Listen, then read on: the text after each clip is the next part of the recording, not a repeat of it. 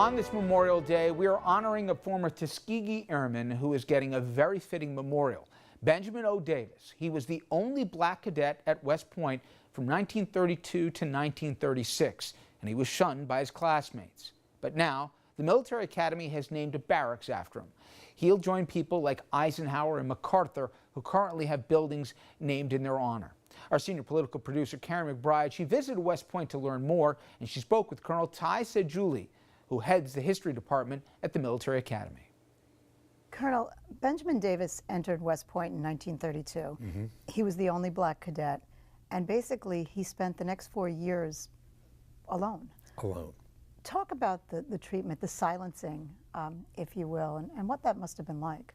Well, when he came here in 1932, he came during a time when plebes were all treated poorly. So for a while it seemed like his being treated was just part of what everyone else did. And then there was a time when one or two of his white classmates would talk to him. And then they had a meeting of cadets. In fact, they went and rapped on each door and said, would you, come down to the bathroom and let's talk about this. So he went down there as well, and it basically said, what are we going to do with this guy, though in much more racist language than that. And they said, we're going to silence him, which is what cadets did to people that had violated the honor code. And they silenced him, which meant they wouldn't talk to him except in performance of duties at any time. And he roomed alone. He had his tent alone when he was on doing maneuvers. No one would talk to him. And it was a form of psychological torture. But he also maintained a bit of a sense of humor. Upon his graduation, he wrote, "When my father told me of my many supporters, the many people who were pulling for me, I said, it's a pity none of them were at West Point." He did have a sense of humor. He maintained that incredible dignity throughout his entire experience here and later in the Army Air Corps and in the Air Force. He was a man of extraordinary dignity, that he was able to do that throughout this 4-year experience at West Point, which he took later. Nothing was going to stop him from graduating from West Point, and that was what he said. And any time anybody gave him a hard time or was more racist to him, he would just catalog that and say, they are not going to get me. I am going to succeed. And he graduated very high in his class. He's a brilliant man.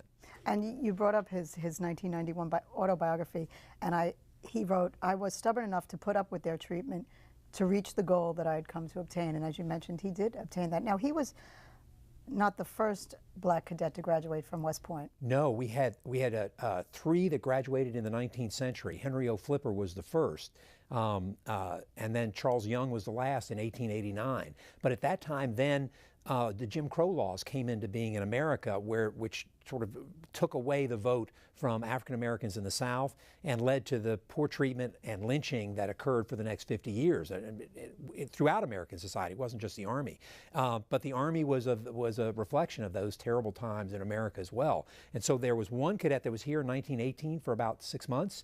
He was run out, and then Benjamin O. Davis was the next one coming in 1932. So there's almost a 50-year gap in the graduation of an African-American cadet here. And there was a terrible report that came out in 1925 saying that African-Americans could not serve. They just weren't good enough to serve.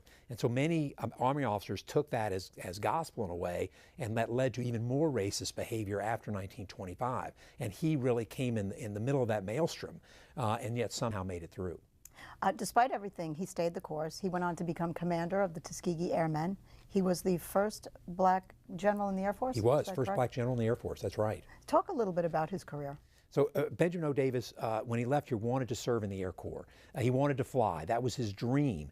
And the Army Air Corps left in no uncertain terms that he couldn't do that. And the reason that he wasn't allowed to do that is because African-American officers were not allowed to be in command of white troops of any way, shape, or form. And so that meant that he had to go in just with those units that were all black. So he went to the 24th Infantry at Fort Benning, which was the only one that would allow him to serve. And when he went down there, the colonels of those regiments would not allow him into the house. He was an amazing amount of racism, because the senior officers, even in the black regiments, were all white. So he wanted to fly, was not allowed to fly.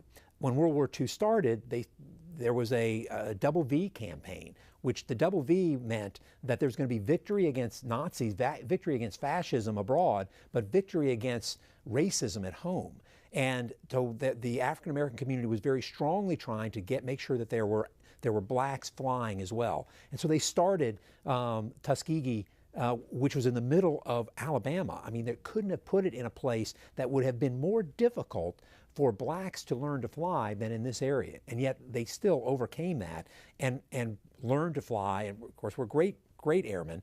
And then he took command of that organization that eventually went to Italy and had a great record flying. And when they went to Italy, they had this great record. He came back to take another command, and some of the senior people in the Army Air Corps said, you know, you shouldn't, we don't want any more black flyers because they can't do the job. And both Benjamin O. Davis Sr. and Jr. Reported to a commission and rebuffed that completely and said, no, we have done a great record, which they had done, a supremely good record in Italy, and they were continued to allow to fly during that period. Didn't he play a key part in integrating the Air Force as well? He did. In 1948, President Truman issued an order desegregating all of the armed forces.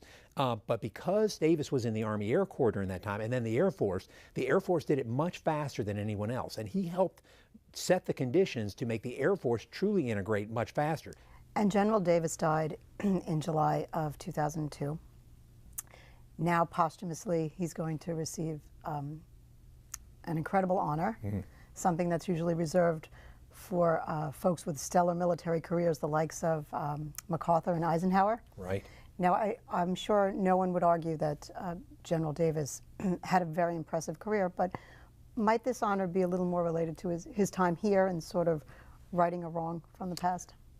No, I'll tell you why I say that. Our mission is to create leaders of character that embody the notion of duty, honor, country, so that they will serve their nation in uniform in the U.S. Army. And so we're here to develop leaders of character. That's what we do. And we couldn't think of anybody that had more character, that exemplified our notion of duty, honor, country than Benjamin O. Davis. It really is exemplified in how he was able to overcome racism and make both the Army, the Air Force, and American society a fundamentally fairer place. And he did this for his country at a time when his country treated him and everyone who looked like him as unequal. You'll have a dedication ceremony, of course, for this. Will members of General Davis' family be here? Yes. His nephew is commander of the Old Guard right now in Washington, is a colonel in the Army, and was a combat commander in Iraq. And we hope he'll come as well. But certainly members of the extended Davis family will be here. That's we hope they think it's an honor. We really couldn't do a higher honor for him. At other schools, the naming of dormitories isn't as big as the academic buildings. But here the barracks are a special, just as you mentioned, Grant, Eisenhower, Sherman. These are the greatest heroes in American military history and in American history, period.